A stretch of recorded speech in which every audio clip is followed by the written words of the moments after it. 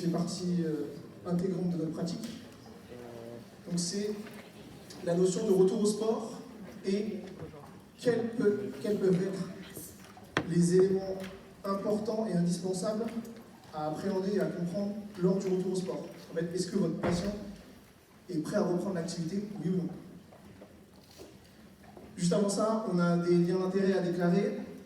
Donc je me présente, Brian Lettré, je suis kinésithérapeute de formation, formateur en formation initiale dans 2 IFMK en France, et également formateur en formation continue pour les troubles nerveux et les atteintes musculaires.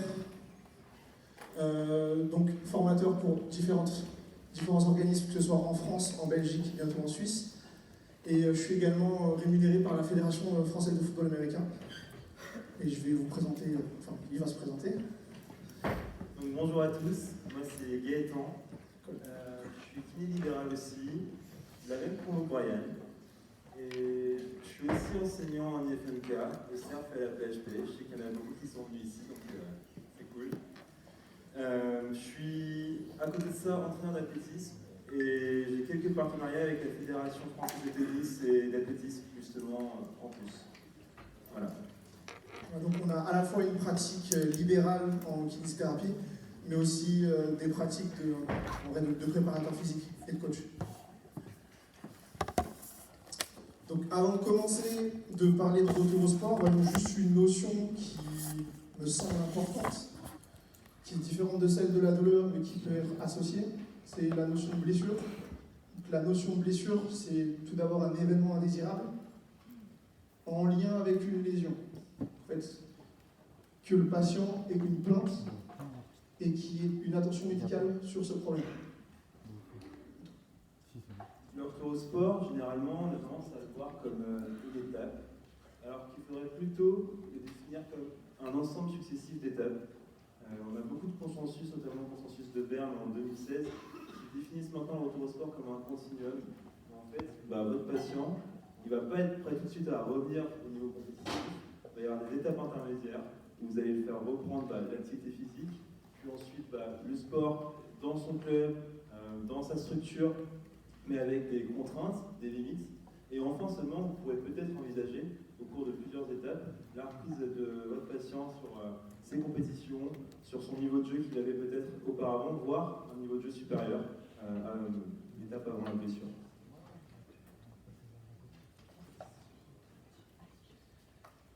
Donc, ce qui me paraissait important de définir avant de rentrer réellement dans le vif du sujet, c'était cette notion d'adaptabilité.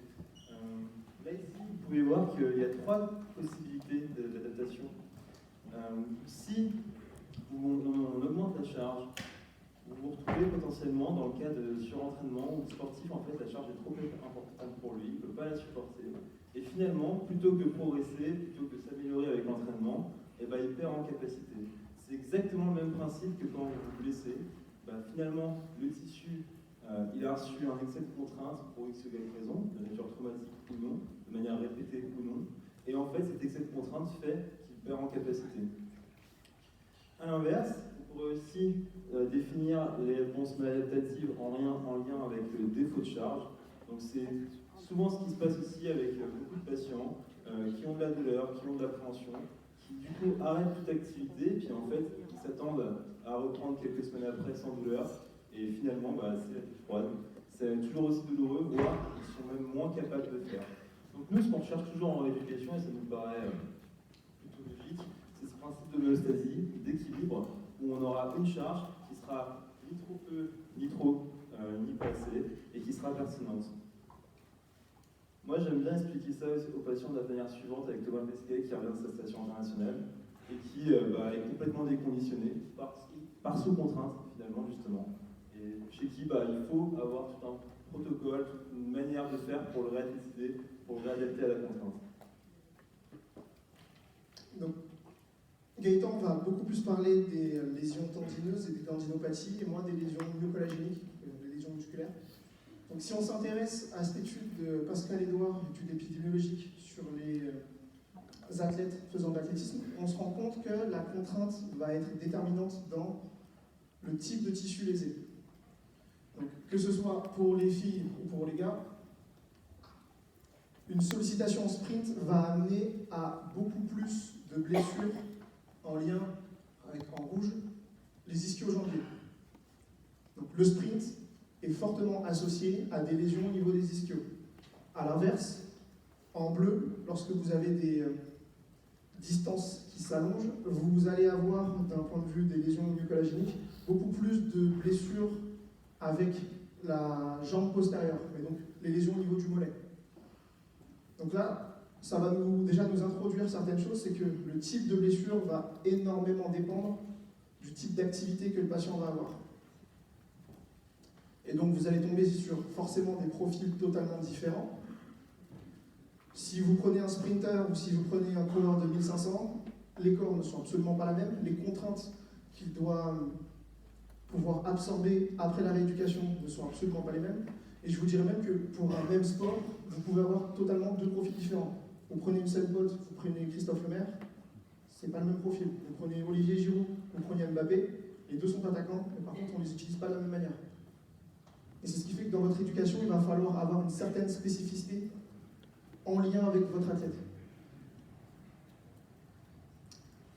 Si on observe là une vidéo de blessure, donc, il vient de se blesser au quadri sur un sprint,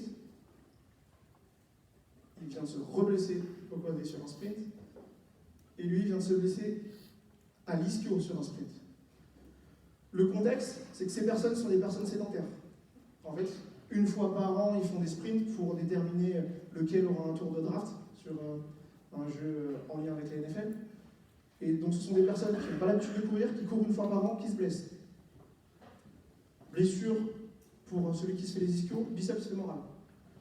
Vous allez voir une autre personne qui se fait une blessure au biceps fémoral, Tyson Gay. Et puis lui, pourtant, on se dit qu'il est quelqu'un d'entraîné, qui a l'habitude, c'est son métier. Et qui se pète l'ischio.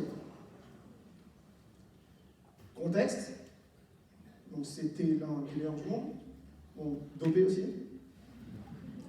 Mais surtout, 2 semaines avant, il venait de battre son record personnel. Il a la même blessure que les autres, biceps fémoral, pas forcément pire, mais par contre on voit bien qu'il y a 2 contextes qui peuvent amener à un même type de blessure, la personne qui est sous-chargée et qui fait trop de charge, et la personne qui a l'habitude d'être chargée, mais elle est quand même en surcharge au bout d'un moment. Si vous roulez à 8000 tours minute sur l'autoroute, c'est pas savoir quand est-ce que vous allez arriver, mais quand est-ce que votre moteur va péter. Et donc si on s'intéresse même uniquement au tissu, on sait que les délais de récupération et les temps de récupération vont être extrêmement dépendants de la localisation. Si vous avez une atteinte plus myotendineuse, il faut vous attendre à un temps de retour au sport et beaucoup plus long. Alors que si vous avez une atteinte uniquement myocollagénique faciale, le temps de retour au sport peut être plus court. Cependant, je parle de temps de retour au sport, mais également un temps de récupération de tissu. Et ces temps de récupération de tissu sont plutôt longs. Et c'est ce qui fait qu'il serait pertinent, et plusieurs auteurs émettent l'hypothèse qu'il faudrait absolument tenir compte d'un délai minimal avant de reprendre. Parce que le tissu n'est pas encore mature, il n'a pas terminé de cicatriser d'une manière efficace. Et je vous dirais que c'est ce qui se passe par exemple au niveau des ligaments croisés. Je ne sais pas si certains d'entre vous ont lu cette étude, mais chez les patients qui reprennent avant 9 mois, le temps de. Pour ceux qui reprennent avant 9 mois, le taux de rechute est nettement plus élevé que ceux qui reprennent après 9 mois. Donc il y a une composante biologique importante et nécessaire à prendre en compte dans nos critères de retour au sport. Et par contre, on ne va pas forcément attendre une résolution complète à l'imagerie, parce que si on s'intéresse aux lésions au niveau des ischio-jambiers, sur les coups de l'IRM, lorsqu'on voit une lésion, donc cette partie, la partie gauche, c'est post-lésion, plutôt frais. 6 mois après, on observe quand même de la fibrose, des tissus cicatriciels, des choses pour lesquelles on ne peut rien faire, et c'est OK. Et donc il ne faut pas forcément s'attendre à ce que l'IRM nous dise qu'il n'y a plus rien pour pouvoir reprendre. Donc il faut gérer entre il y a un temps minimal mais je peux quand même commencer à reprendre. Même chose sur l'autre image. Pour les tendinopathies, en fait, c'est encore autre chose. Alors d'une part, on se rend compte que pour les tendinopathies, si on prend des personnes asymptomatiques, on leur fait faire des imageries et qu'on observe deux types de populations, ceux qui ont des anomalies à l'imagerie au niveau des tendons et ceux qui n'en ont pas. Il semblerait quand même, c'est une revue systématique de Macauliffe, que si vous avez des anomalies à l'imagerie, vous êtes plus à risque d'avoir une apparition de symptômes dans les jours, mois et années qui suivent. Alors les études de cohorte qui étaient dans cette revue, le délai de suivi était très variable, de 5 jours à 4 ans, donc ça reste quand même assez hétérogène, mais il semblerait que vous ayez plus de risques de voir se développer des symptômes sur vos tendons pathologiques. Mais, et ça c'est là que c'est intéressant, c'est que si nous, quand on rééduque des patients qui ont des symptômes au niveau de leurs tendons et qui ont une anomalie à l'imagerie, si on s'attend en fait à perdre cette anomalie via notre rééducation, on peut attendre extrêmement longtemps. Bien souvent, les symptômes vont s'améliorer sans pour autant que les changements structuraux se fassent. Et ça, c'est quand même quelque chose qui est plutôt positif parce que ces changements structuraux, quand on observe un petit peu cette situation, ils se font vraiment très très peu et très lentement. Ici, vous avez un suivi de handballeuses sur une saison, 3 catégories, handballeuses qui n'ont pas de douleur et pas d'anomalie au tendon, handballeuses qui ont une douleur au tendon sans anomalie notable à l'imagerie, et des handballeuses qui ont un tendon dégénératif avec ou sans symptômes. Et on se rend compte qu'en fait, quand on suit sur une saison complète et qu'on voit si ceux qui n'ont pas de douleur et pas d'anomalie changent de statut, on se rend compte qu'il y en a très peu, souvent ils restent dans la même situation. Et à l'inverse, ceux qui ont des tendons dégénératifs restent aussi dans le statut de tendon dégénératif et ne repassent pas à la normale, c'est très très rare. Donc il ne faut pas s'attendre à un changement structurel. Je me rappelle moi d'un patient que j'avais rééduqué, un badiste, qui allait parfaitement bien au bout de 5 mois de rééducation au niveau de son tendon patellaire. Son médecin avait insisté pour qu'il refasse une imagerie et en fait il n'y avait aucun changement structurel dans son tendon. Donc c'était un peu la douche froide pour lui, mais bon, au final au niveau symptômes, au niveau fonction, il avait tout retrouvé. Donc vous vous rendez compte que la notion de retour au sport et la manière dont vous allez manager avec le patient n'est pas si simple. Donc à la fois vous allez vous intéresser au tissu, à la fois vous allez vous intéresser à la personne et ses antécédents. Est-ce que les antécédents ont été gérés, oui ou non? Est-ce qu'on est sur une récidive? Parce que le temps de retour au sport en général est plus long. Et s'il y a une récidive, c'est qu'il y a quelque chose qui n'allait pas, ou dans la rééducation, ou dans la vie. Mais il y a également des éléments qui peuvent être des freins au bon déroulement de votre prise en charge. Par exemple, est-ce qu'il y a des impératifs sportifs? Exemple, est-ce qu'il y en a certains d'entre vous qui ont regardé le Super Bowl cette année? Ouais. Il y a un des strong safety, free safety des Rams qui, dès la première mi-temps, fait une rupture complète du pectoral et il a quand même pu jouer tout le match. L'impératif sportif a pris le dessus sur sa santé. Impératif financier également, il a touché un bon chèque parce qu'ils ont gagné au Super Bowl. Mais il y a aussi une gestion des facteurs de risque durant votre éducation pour qu'il y ait un retour au sport le plus safe possible. Et on peut se dire que ces notions sont censées être comprises et maîtrisées par tout le monde, et pourtant, on se rend compte que dans le sport de haut niveau, il y a énormément de récidives pour les problèmes tendineux et les problèmes myocollagéniques. Ces récidives apparaissent quand? Surtout dans les 2 premières semaines lors du retour au sport. C'est que vous avez presque un tiers des récidives qui se font, même entre un tiers et la moitié, qui se font lors du retour au sport. Donc il y a des choses encore qui ne sont pas maîtrisées, il semblerait. Et on va voir quels sont les éléments sur lesquels on doit mettre notre attention. Si on observe cette étude sur 79 athlètes qui font du football australien, on se rend compte que sur les 5 ans suivis, il y a eu 2134 événements indésirables. Lorsque je parle d'événements indésirables, ça pouvait être des douleurs à une incapacité, ça pouvait être des blessures, et donc des blessures qui amènent à un temps d'arrêt de jeu, donc les personnes qui ne peuvent plus s'entraîner ou qui ne peuvent plus jouer, ou non. Exemple, le rugbyman qui se fait une entorse, on lui met du strap, on lui dit de continuer. Le problème, c'est que même ces événements indésirables qui n'amènent pas à un temps de jeu amenaient par contre à une augmentation du risque d'avoir des blessures qui allaient amener un arrêt de temps de jeu.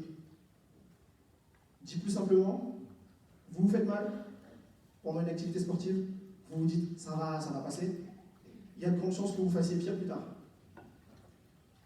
Donc quand on parle au final de compensation, cette étude vient totalement valider le modèle.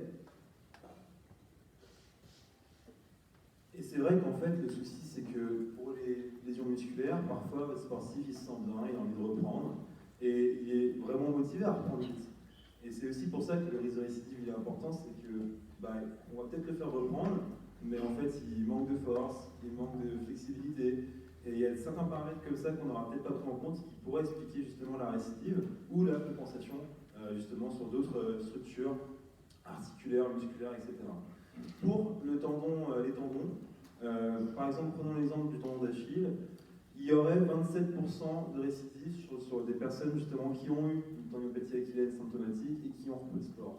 Ce pourcentage de récidive, il augmente sur le sous-groupe de patients qui ont repris très vite le sport, forcément.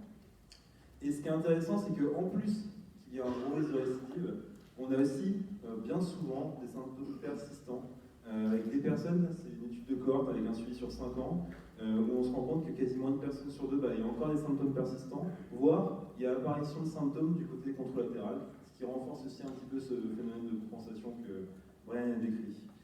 Pour ce qui est du retour au sport, c'est quelque chose dans le domaine des tendinopathies qui était très peu mis en avant. Quand vous avez regardé les études sur le sujet, c'est beaucoup d'outcomes en lien avec la douleur ou encore le score VISA. Mais le retour au sport, c'était peu pris en compte. Donc on a une revue systématique ABES de 2018 qui s'en est chargée et qui a fait le point dessus. Et vous pouvez voir un intervalle assez dingue de 10 à 86% de taux de réussite du retour au sport à 4 mois dans le cadre d'une tendinopathie achillaire.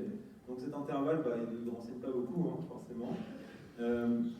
On peut l'expliquer de la manière suivante. D'une part, les auteurs qui définissent différemment le retour au sport, qui ne prennent pas en compte les critères consensuels qu'on a décrits auparavant, et aussi certains auteurs qui considèrent un retour au sport réussi comme un retour au sport 100% indolore, ce qui est rarement le cas dans le cas des tendinopathies.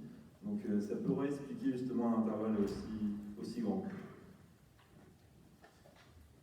Mais donc, avant même de parler de retour au sport, il faut aussi parler de la rééducation.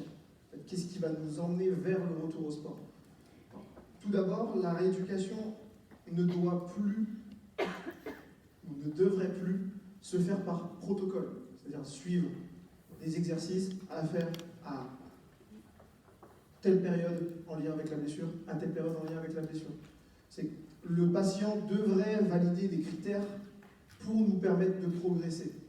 Et vous avez des études qui le font très bien sur les ligaments croisés, vous l'avez également au niveau des ischio-jambiers, peut-être moins au niveau des tendons, mais en tout cas, il y a quand même une notion de progression et de phase. Si vous êtes dans une phase aiguë, si vous êtes subaigu, etc., etc. Donc pour les ischio-jambiers, par exemple, il y a cette proposition d'algorithme décisionnel faite par Mendy Guchia et ses collaborateurs, donc, qui se base sur différentes variables, la douleur, l'amplitude, la force, la capacité à réaliser des tâches.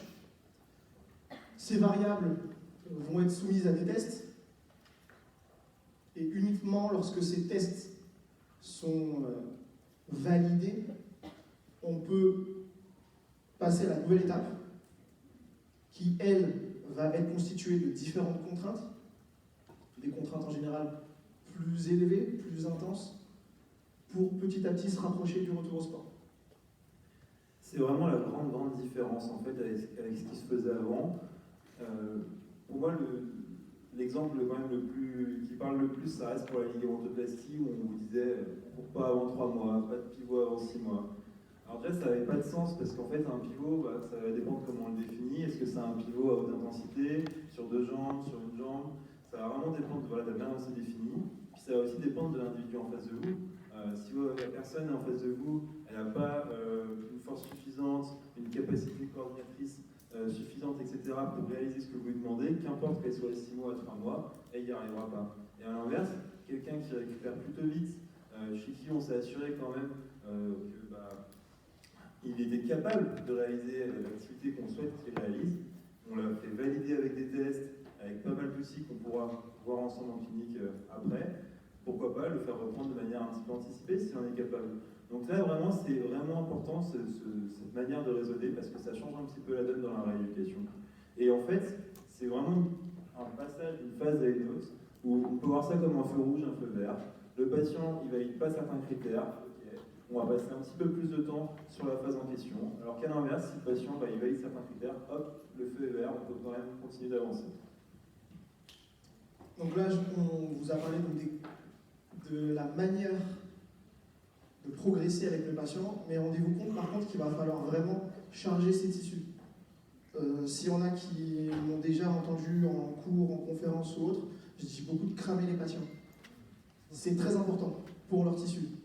Exemple, si on prend pour les lésions au niveau des ischio-jambiers, les exercices que vous pouvez faire avec des petits élastiques, avec très peu de vitesse pour les tissus de vos patients, vous sous-chargez le patient. Rappelez-vous, la personne sédentaire qui commence à sprinter et qui se pète, si la rééducation n'amène pas au tissu à s'adapter vraiment, la rééducation ne sert à rien. Là, on est sur un mouvement de hip thrust. Ça, pourquoi pas les premiers jours, allez, même peut-être le premier jour. Par contre, le hip thrust, on peut facilement passer à des centaines de kilos, même en faisant 50. Donc il va falloir du poids dans vos calculs. La fonte. Et rendez-vous compte juste d'un truc, c'est que même pour un exercice difficile, le nordique hamstring, Gaëtan en fera un tout à l'heure. C'est le dire. Rendez-vous compte qu'il est peut-être plus sollicitant pour les ischio-jambiers de vos patients. Par contre, il reste toujours moins sollicitant que le sprint. Ça, pourtant, c'est très peu inculqué ou très peu incorporé dans la pratique. Donc, on va dire, il me semble que c'est 60% du niveau d'activation des ischio-jambiers. Le sprint, c'est censé être 100%. Si vous n'êtes même pas passé par cette étape, comment vous voulez passer à 100? Vous passer en gros de 10 à 100, ça pète. Le sprint également va être extrêmement important à être intégré dans la rééducation. Et c'est essentiel. Si vous avez des contraintes maximales, il va falloir que vous ayez des sollicitations maximales durant votre rééducation. Il faut aussi savoir vers où on va finalement, justement, comme a dit Brian. Donc, dans le cadre du sprinter, le fait de réintégrer aussi du sprint de manière progressive, progressivement ça va être très important. Là, prenons l'exemple du coureur. Si vous prenez en compte les études cinétiques sur le sujet, quand vous vous attaquez avec une pose du pied au sol, vous recevez 6 à 12 fois le poids de corps en termes de contraintes sur le tournant d'Achille. On va prendre l'exemple d'une personne de 60 kg qui court 10 km à 12 km/h, ça pendant 50 minutes, à une fréquence, une cadence de pas de 180 pas par minute. Si vous accumulez la charge exercée sur les tendons sur un footing de 10 km à cette allure-là, avec ce poids de corps-là, vous êtes sur une accumulation d'1,62 million de kilos.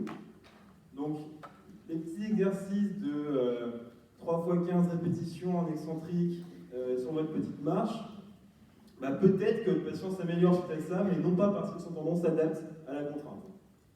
Ou alors, il part de très très très loin.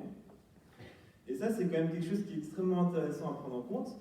Ça explique un petit peu tous les essais cliniques qu'on a sur le sujet. Là, je vous en ai mis quelques listes. On pourra en reparler demain, si vous voulez, on a un café rencontre, là, je ne sais plus comment ça s'appelle.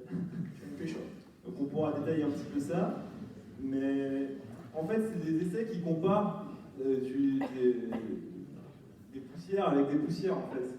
Donc quand on compare un protocole excentrique avec un protocole concentrique, ou même un protocole HSR, c'est des charges plutôt lourdes, mais très peu de répétitions. On est extrêmement loin en fait des charges accumulées rien que sur un footing.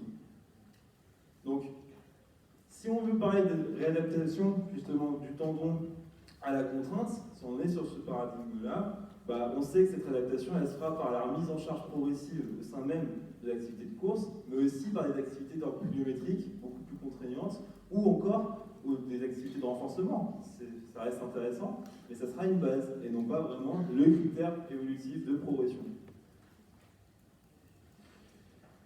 Souvent, justement, si on commence à parler contraintes, si on commence à parler des sollicitations sur les exercices, on utilise dans ce qu'on appelle dans la littérature le monitoring de la douleur. Alors, ça va tous vous parler, je pense. C'est demander au patient sur un exercice, sur une séance, à combien il a mal sur 10. Généralement, on considère que s'il a mal au-dessus de 5, c'est que l'exercice est trop sollicitant, trop difficile, donc on diminue la quantité de répétition, on change d'exercice. Et on prend aussi en compte certains autres paramètres comme la douleur le lendemain de la séance, est-ce qu'elle est plus importante que la veille, ou la douleur au repos. Alors il faut savoir plusieurs choses là-dessus. Le monitoring de la douleur, déjà, c'est empirique à fond. Quand vous regardez les études qui citent cet outil, tout revient à un essai clinique de Thomé en 97, et c'était un auteur qui avait utilisé ça, de par son expérience clinique, pour déterminer la progression des exercices. Et c'est purement empirique, ça n'a pas été évalué, ça n'a pas été comparé dans la littérature. Le deuxième point aussi, c'est que le monitoring, ça reste quand même imprécis. Vous prenez par exemple des auteurs qui se questionnent sur justement cet outil, et en fait on peut se demander, ok, demander au patient s'il a mal, mais est-ce que ça compte s'il a mal pendant 30 minutes, pendant 45 minutes? Est-ce que ça compte s'il a de la douleur sur plusieurs exercices ou un seul? Est-ce que finalement ça va avoir une influence sur notre rééducation? Encore d'autres points aussi à signaler sur le monitoring, cette notion d'hypervigilance, d'hyperfocalisation du patient finalement sur ses symptômes qui pourraient être contre-productives. Un patient qui a déjà beaucoup d'appréhension, qui redoute d'être en milieu de la douleur, si vous lui demandez constamment ça fait mal, ça fait mal, ça fait mal, ça peut être quelque chose de contre-productif. Par contre, c'est là que ça devient intéressant, il semblerait quand même que quand on utilise des exercices avec monitoring, donc il y a quand même de la douleur sur les exercices, la réponse soit meilleure, au moins à court et moyen terme, sur la douleur et sur la fonction. Et ça, c'est quand même bien, c'est qu'on sait que maintenant, les exercices douloureux, ça permet aux patients de travailler plus que si on faisait de l'infradouloureux. Par contre, on ne sait pas jusqu'où on peut aller au niveau de ces symptômes. On sait aussi, et ça c'est ça qui est aussi important, que quand on ne calcule pas du tout la douleur, on fait vraiment beaucoup un protocole. Par exemple, le protocole d'Alfredson en excentrique, c'est 180 répétitions par jour. Ça marche moins bien qu'avec du monitoring aussi. Donc bon, il y a des choses plutôt positives, mais il faut aussi mettre des limites à cet outil. Et je pense que la principale limite, c'est celle-ci. Quand on vous dit qu'il ne faut pas qu'il y ait plus de douleur, quand vous dites à votre patient qu'il ne faut pas qu'il y ait plus de douleur la veille ou encore le surlendemain. Si on fait une comparaison avec l'entraînement physique, vous faites une séance de musculation, un footing, vous faites une bonne séance de sport, est-ce que vous verrez ça comme négatif d'avoir des courbatures, des douleurs résiduelles pendant plusieurs jours? Pas forcément. Ça ne vous choquera pas d'avoir des courbatures et des douleurs un peu plus longtemps après un marathon qu'après un footing de 5 km si vous n'avez pas l'habitude de courir un marathon. Donc de la même manière, en fait, on pourrait déterminer nos séances de la façon suivante, avec des séances faciles, moyennes, difficiles. Et en fait, si vous prévoyez en fait, de faire une séance difficile à votre patient, de lui faire passer un cap, et que vous lui expliquez, et que vous anticipez le fait qu'il aura de la douleur sur 2-3 jours après la séance, mais que derrière ça, vous mettez le temps de récupération nécessaire avant de recommencer ce type de sollicitation, est-ce que c'est un problème? Est-ce que c'est trop? Pas forcément. Donc ça va être assez intéressant. Et je vous renvoie à cette notion-là de Lausanne de 2013, où en fait vous exercez une charge sur l'individu. L'individu se déconditionne temporairement. Forcément, vous faites courir 10 km à quelqu'un, il ne va pas être capable de refaire les 10 km 2 heures après de la même manière aussi bien, s'il n'a pas l'habitude, c'est logique. Il va lui falloir un temps de récupération. Ce temps de récupération permet une adaptation qui lui permettra peut-être d'être plus performant la fois suivante. Donc c'est le même principe.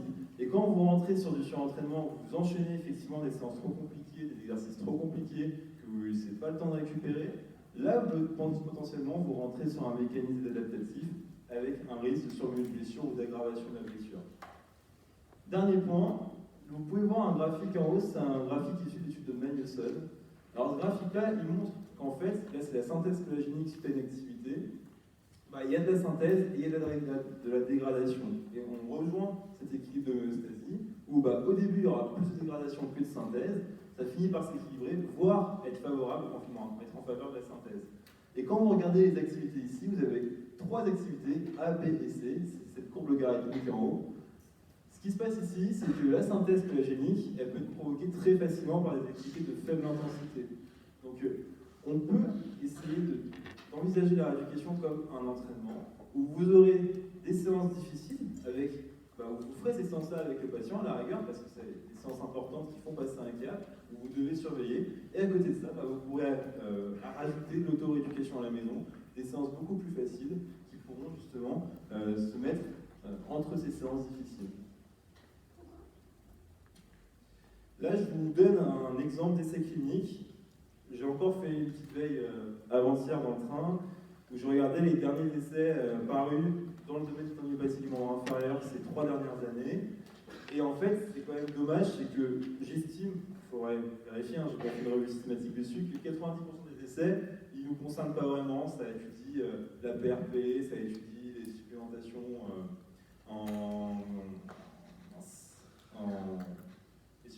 en nutrition, ça étudie aussi les infiltrations, ça étudie pas mal de choses, mais quand on regarde les essais cliniques qui tournent autour de la kinésithérapie, il y en a peu de très bonne qualité, et pour le coup celui-là c'est vraiment un essai d'excellente qualité, où on compare sur des gens qui ont une homéopathie patellaire, plutôt jeunes, 18 à 35 ans, un protocole excentrique classique, avec un protocole de remise en contrainte progressive via un monitoring de la douleur.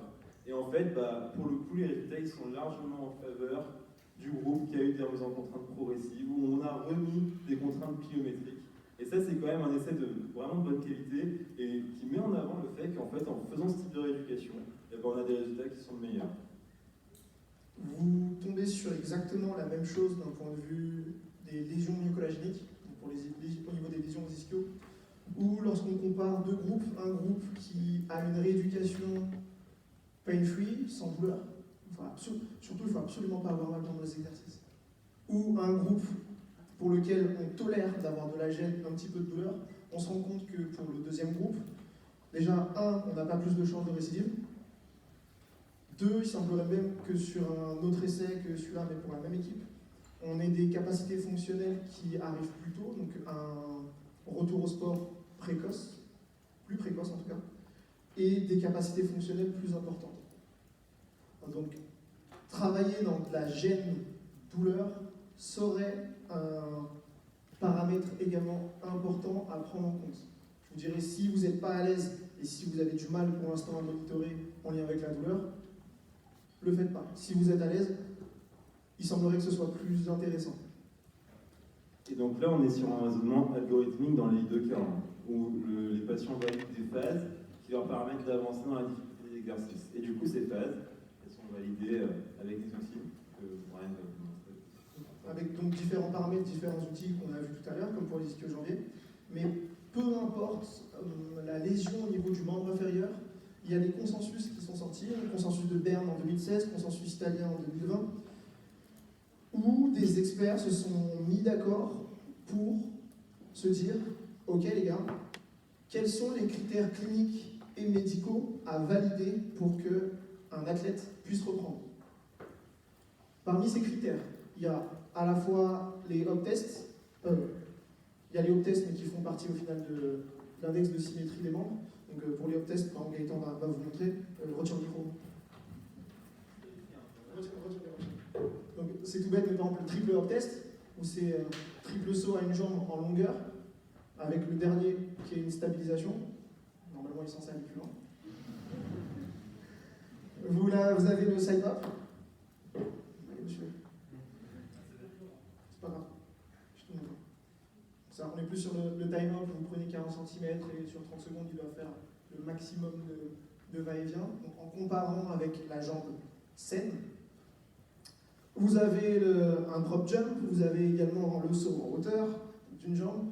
Donc vous avez plusieurs tests extrêmement intéressants, extrêmement pertinents pour nous indiquer que le patient serait prêt ou non.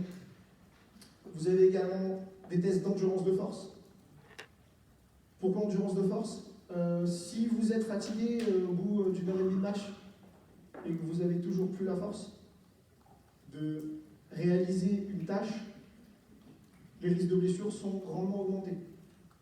Ce qui est connu par exemple pour les tendinopathies achilléennes, c'est le heel raise. Vous leur demandez à votre patient, c'est très simple, de faire une répétition par seconde. Vous prenez un métronome pour bien standardiser et ils vont faire le plus de répétitions possible à raison d'une par seconde avec une amplitude complète. Et on regarde en fait combien de répétitions ils sont capables de faire en flexion plantaire sur la jambe symptomatique. On va la comparer à la jambe asymptomatique. Brian, vas-y. Et vous avez également l'indolence qui est un paramètre important dans la phase, dans le continuum du retour au sport, parce qu'on considère trop risqué et comme étant un paramètre en lien avec les rechutes, de reprendre lorsque le patient a des douleurs lors de son activité à pleine vitesse. Donc, on peut accepter, on peut tolérer de la douleur durant la rééducation. Pour le retour au sport, on le tolère moins. J'ai pas dit pas, parce que pareil, si vous devez jouer Wimbledon, peut-être que votre kiné va vous dire vas-y quand même, essaye de jouer parce que tu peux gagner. Et vous avez également des tests de performance qui sont très sport dépendants et sport spécifiques. Je n'aurai pas la même chose si je prends en charge un joueur de football américain où on aura besoin énormément de mouvements de changement de direction. Je n'aurai pas la même chose si j'ai un athlète au niveau du 100 mètres, si je n'aurai pas la même chose si je fais du cricket, etc.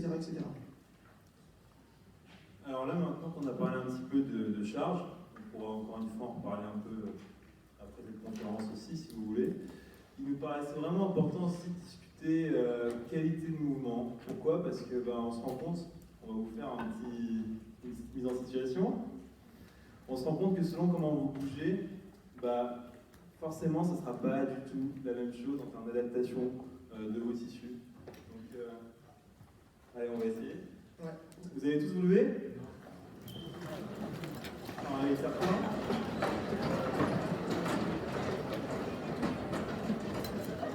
On va juste voir des variations de squat très simples. Mettez les jambes serrées, collées. Descendez en squat.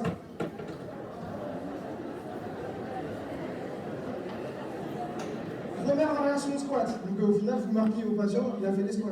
Mettez-vous à largeur d'épaule, descendez en squat. En général, il n'y a pas les mêmes amplitudes de mouvement, il n'y a pas la même équilibre, pas les mêmes tissus. En position sumo, les pieds écartés, les jambes bien écartées. Descendez. On est aussi sur un squat, mais là, les adducteurs vont prendre beaucoup plus cher, etc. Vous pouvez vous rasseoir. Et c'est pour ça qu'en fait, si Attends. Ouais. Si vous voulez faire les fesses à la salle, ça sert à rien d'être garde au droit comme ça. Beaucoup les quadriceps. Les fesses en arrière, c'est mieux pour les fesses. Ouais. Plus.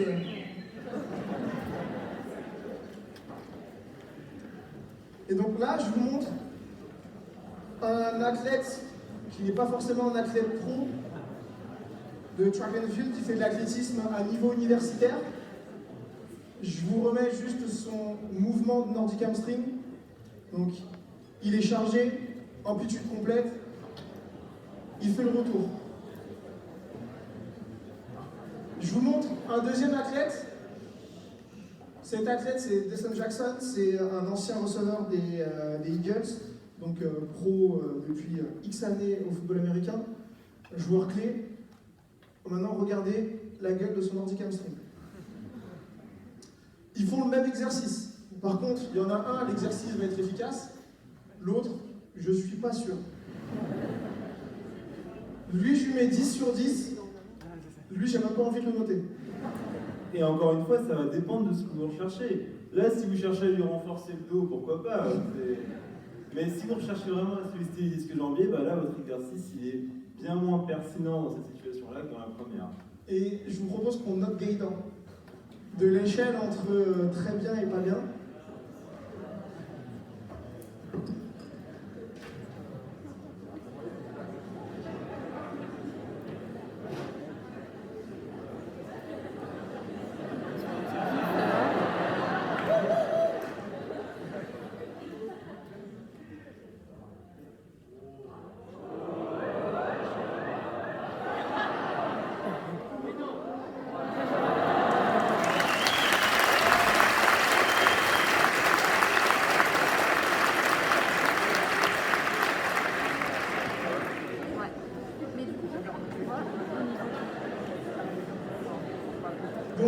ça va, c'est pas mal, j'aurais fait mieux, mais c'est pas mal. Et donc il y a un truc aussi tout simple à prendre en compte et à comprendre, c'est que tout à l'heure j'ai parlé de sprint par rapport au niveau des ischio-jambiers. On a une relation en lien avec la vitesse et la sollicitation des muscles. Exemple, si je vous prends le mollet, on se rend compte que cette relation, elle n'est pas linéaire, mais par contre que très vite, même à vitesse moyenne ou basse, vous êtes à un niveau de sollicitation maximale au niveau du mollet. Ce que ça implique, c'est que la pliométrie, à mettre le plus tard possible. La course, à mettre plus tard dans la rééducation. Parce que vous êtes déjà à des niveaux de sollicitation maximaux pour les mollets. Contrairement aux ischio-jambiers, où lorsque vous dépassez 7 mètres secondes, on considère que le sprint c'est à partir de 25 km/h, donc 7 mètres secondes, vous allez avoir une relation un peu plus exponentielle. Et donc, les ischio-jambiers vont être fortement sollicités. L'échelle, ici, c'est du poids de corps. Du poids de corps. Un facteur de poids de corps. Donc là, vous êtes à 12 fois le poids de corps, emmagasiné par les ischios et la chaîne postérieure. C'est énorme. Ça veut dire que moi qui fais 100 kg, un soulevé de terre, je devrais faire une tonne. Ouais. Donc l'idée en fait c'est que dans le cadre de lésions musculaires aux ischios, vous pouvez très vite reprendre le footing. Finalement vous êtes loin encore de leur capacité justement de sollicitation maximum. Alors que peut-être que pour les lésions musculaires, le footing vous retarderez comme l'a dit Brian, parce que c'est quelque chose qui est déjà sollicitant, même à faible vitesse, pour les mollets. Donc là par exemple, c'est en rééducation, un athlète que j'ai eu. On était en pleine rééducation et on était dans une phase où il fallait qu'on sprinte. Et là, en même temps, je lui faisais un profil force-vitesse pour voir où est-ce qu'il en était, comment est-ce qu'on était dans la rééducation, quels peuvent être les facteurs qu'on peut améliorer, que j'ai continué à suivre en préparation physique. Il fait du 200 mètres. Et ce qu'on sait et les données qu'on a par rapport au sprint dans la rééducation, c'est que pour les lésions au niveau des ischio-jambiers, il y a un paramètre qui est invariable, c'est que le volume de sprint, donc le volume de course à 25 km/h minimum, est extrêmement important et semble nous protéger, semble protéger les patients. Là, pour cette étude, c'était des footballeurs, pas footballeurs américains, mais des footballeurs type Neymar, qui, lorsque dans leur rééducation, il y avait intégré entre 400 et 760 mètres de sprint, semblaient être nettement plus protégés que ceux qui n'avaient pas sprinté durant leur rééducation. J'ai bien dit durant leur rééducation. Ça veut dire que il semblerait que si on allonge le temps de retour au sport, on puisse être beaucoup plus protecteur pour les athlètes. Et je vous dirais qu'il y a par contre deux schémas et deux types de patients différents, ou plus patients, je vous dirais, d'organisation. Tout d'abord, là, c'est la citation d'un préparateur physique dans le sport de haut niveau qui dit que malheureusement, les staffs médicaux surprotègent les athlètes et les rendent fragiles. J'ai jamais vu ou rarement vu un footballeur faire un squat à 200 kg et pourtant avec un entraînement, un squat à 200 kg, c'est pas grand chose. J'ai rarement vu des footballeurs faire des sprints à l'entraînement. Exemple, si on prend PSG avant 2020, et même pendant que Zlatan y était, pour le coup je connais certains kinés qui y étaient, on n'osait pas faire sprinter les athlètes de peur de blesser Zlatan. Vous vous rendez compte, il coûte cher. À votre avis, Zlatan, il s'est fait quoi comme blessure durant un match? Les ischios, parce qu'il n'était pas sollicité et son tissu n'était pas prêt à emmagasiner du sprint. Et vous avez également à Saint-Étienne, où jusqu'en 2019, on n'osait pas faire sprinter les athlètes. Mais par contre, vous avez un schéma totalement inverse, c'est les athlètes qu'on les sort. C'est Tyson Gay, c'est ce qu'on retrouve beaucoup en athlétisme, où les coachs, c'est un peu du marche ou crève, c'est moi, de ma génération, on ne se plaignait pas, on faisait. Et des entraînements où les athlètes vont emmagasiner 1600 mètres de sprint, donc c'est-à-dire 1600 mètres de course à haute intensité au-delà de 25 km/h, c'est pas pertinent d'un point de vue performatif, plus délétère qu'autre chose.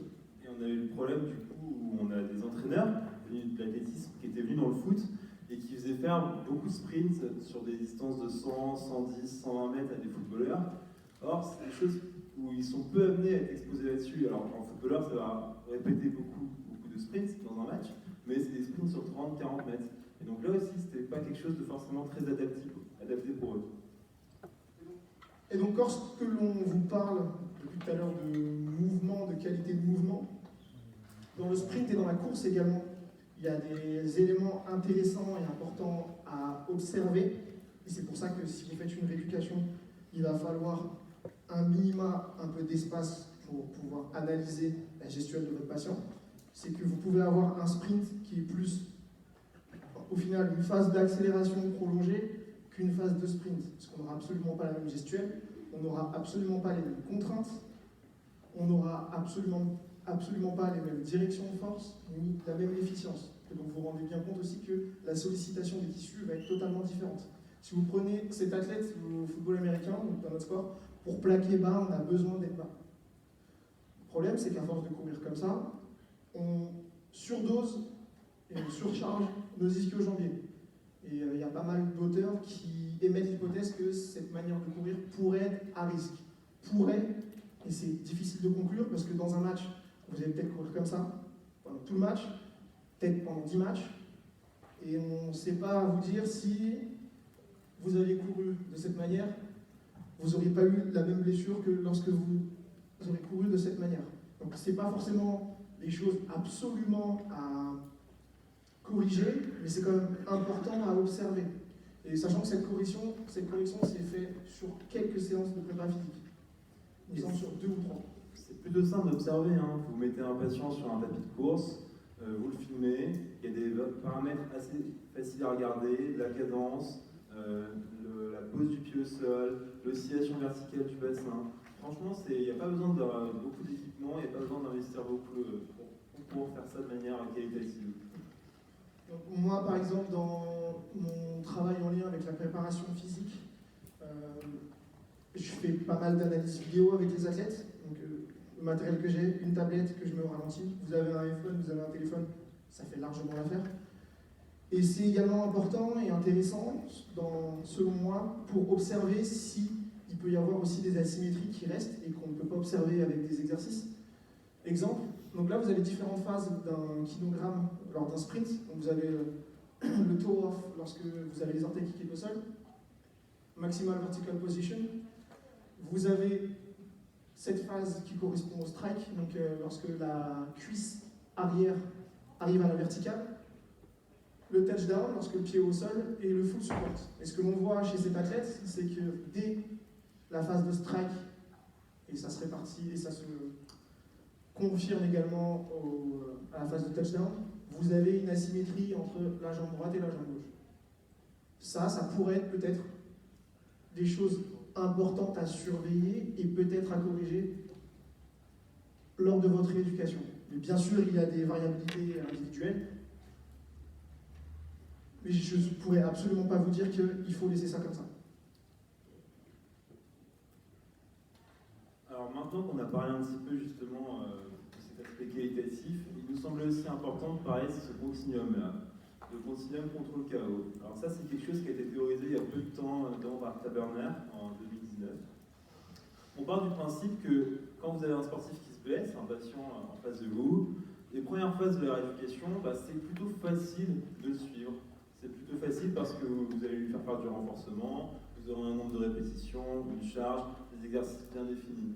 Mais plus on se rapproche de la situation où il va reprendre son activité physique à lui, plus il faut qu'on accepte de ne pas pouvoir tout contrôler. Un basketteur, vous ne pourrez pas lui dire maintenant, pour ton premier match, tu vas faire 6 dunks, pas plus. Ça ne marche pas. Vous ne pourrez pas lui dire tu ne vas pas monter à l'arçon, tu vas y aller moins fort sur les situations où il est compétitif, justement. Donc, c'est des choses qu'on ne pourra pas forcément contrôler avec des variables aléatoires, des choses qu'on ne peut pas anticiper, qu'il faut qu'on puisse prendre en compte dans notre rééducation. Et il y a un outil assez intéressant, celui de Blanchard, là, qui décrit, qui peut vous permettre justement de gérer ça. Alors, j'explique ça brièvement. Le triangle bleu, on va prendre l'exemple d'un saut. Un basketteur, vous lui faites travailler le saut. Donc au début, vous allez le faire sauter de plus en plus haut, peut-être de plus en plus loin, lui faire répéter ses sauts, et du coup augmenter le stress sur cette activité de saut. Ensuite, vous allez vouloir se des skateurs qui refassent un saut dans une situation un peu plus proche de la situation de jeu. Donc vous allez peut-être le faire sauter avec un ballon. Et ensuite, le faire sauter avec une course d'élan. Et enfin, vous allez intégrer la course d'élan et le ballon. Puis ensuite, la course d'élan, le ballon et un adversaire. Pour finalement remettre le sportif, le patient, dans sa situation justement où il est exposé. Donc, comme l'a dit Gaëtan, on est sur un continuum contrôle-chaos, où là par exemple vous voyez une séance de fin de rééducation avec un ami et athlète avec qui on était en équipe de France quand on était jeune et qui continue de jouer, qui est actuellement un running back équipe de France football américain. Ça c'est une séance de rééducation. Et ça ressemble au final à une séance d'entraînement. Alors après, on n'a pas tous beaucoup de place dans le cabinet, mais il y a toujours aussi moyen de s'organiser avec justement les structures sportives à côté du cabinet, ou justement d'essayer de remettre les sollicitations dans un espace plutôt exigu. C'est des choses qu'on peut quand même réussir à faire nous en pratique clinique. Et comme vous l'avez vu, il y a à la fois du sprint linéaire, à la fois du changement de direction, à la fois du sprint curviligne, parce qu'il y aura ce type de sollicitation dans son activité. Il est important que votre fin de rééducation ressemble à un entraînement qu'il a en pire. Et bien sûr, n'hésitez pas à faire donc une analyse vidéo, parce que j'aime bien le faire avec les athlètes, mais aussi parce que c'est important, qu'ils aient un feedback, qu'ils comprennent ce qu'ils font et pourquoi. Parce qu'un patient, c'est pas juste fais tes exercices et tais-toi. C'est, je peux te proposer ça, mais j'aimerais qu'on travaille ensemble pour que tu comprennes pourquoi est-ce qu'on travaille ça. Et bien sûr, il y a une gestion de la charge interne et externe qui va être importante. Gaëtan va plus vous en parler. Alors ça renforce encore une forme de chaos, une forme d'absence de contrôle. C'est cette idée que, l'exemple il est simple, si je vais faire un footing de 10 km avec Brian, moi j'ai l'habitude de courir, Brian lui il a plus l'habitude de soulever des poids et de boire des bières. On fait exactement le même footing, à la même allure, à la même cadence, le même parcours, le même équipement. Brian, sa fréquence cardiaque, elle va peut-être s'emballer un peu plus que ma fréquence cardiaque à moi. Ça, c'est une résultante de la charge interne. En gros, la charge interne, c'est finalement comment votre corps va s'adapter à la sollicitation. Et ça, on se rend bien compte, vous l'avez tous vécu, que même pour vous, sur une situation 1 et une situation 2, c'est-à-dire vous faites une séance le lundi, vous faites exactement la même séance le jeudi, peut-être que vous n'allez pas y répondre de la même manière. Vous allez peut-être vous ressentir plus ou moins fatigué sur l'une plutôt que l'autre. Et ça, c'est des choses qui vont vraiment dépendre de plein de facteurs. Vous faites une petite soirée étudiante la veille, bien arrosée, avec peu de sommeil, bah, il se pourrait que justement votre séance de sport du lendemain soit un peu moins fructueuse, un peu plus contraignante, un peu plus sollicitante que si vous n'aviez pas fait ça. Et il y a pas mal de choses qui vont influer justement la manière dont vous répondez à la charge.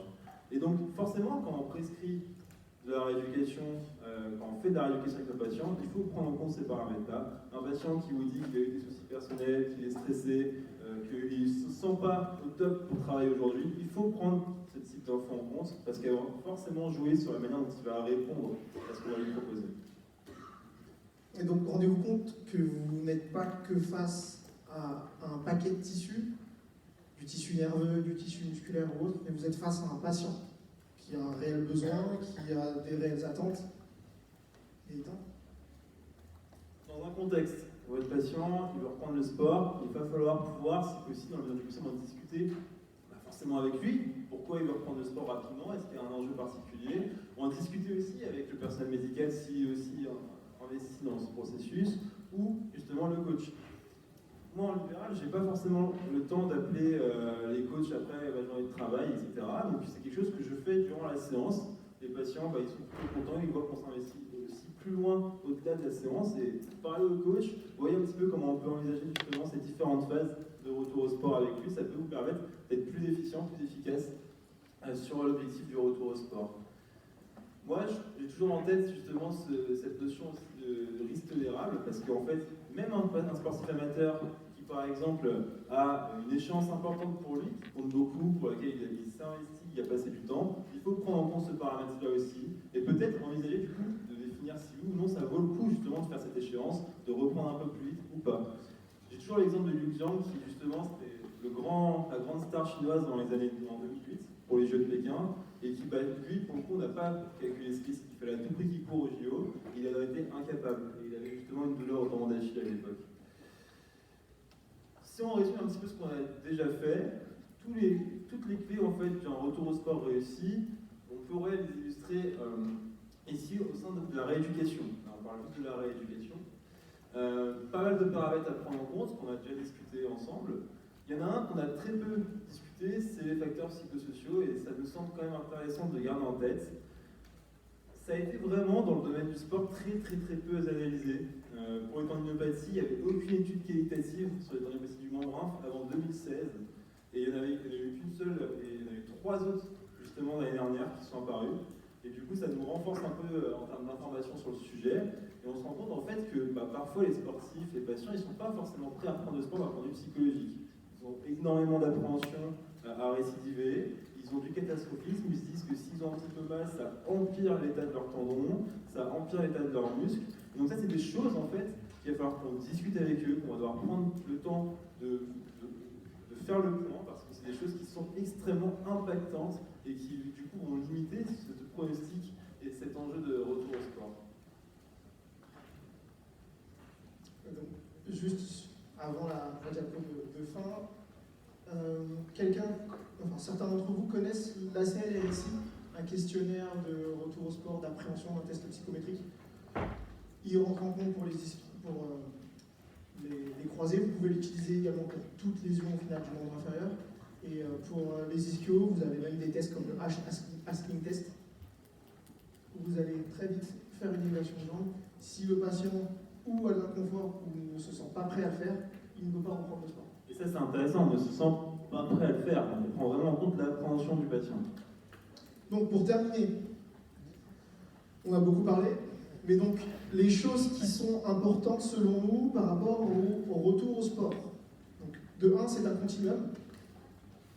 Donc, ne vous attendez pas juste à valider des critères et c'est terminé. C'est un continuum, c'est tout au long de la rééducation et ça dure également lors du retour sur le terrain où il va falloir monitorer. Il va falloir que également vous puissiez charger réellement les tissus de vos patients. Espérez pas reprendre avec un risque tolérable si vous faites des exercices uniquement avec des élastiques.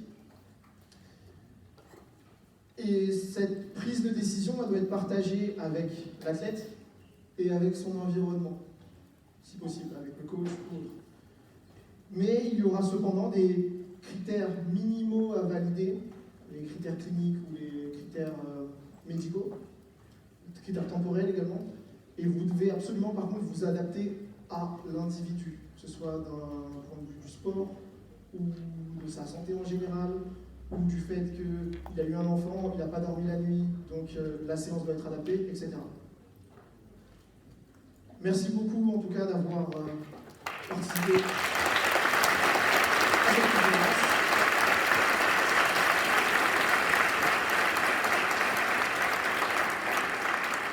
Et on vient de me dire que vous avez 1 minute pour les questions.